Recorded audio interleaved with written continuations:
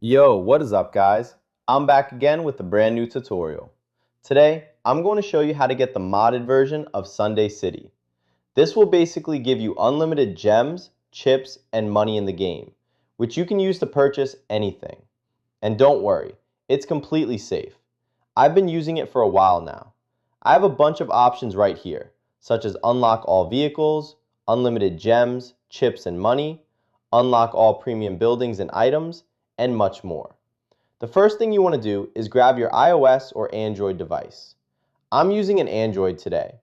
Once you're on your device, make sure you already have Sunday City installed and fully updated. If you need to check, just go to the App Store or Google Play Store.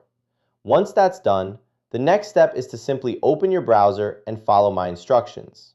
In the search bar, type Sunday City and press install. After the installation is complete, the mod will be installed on your device. Thanks for watching. See you next time.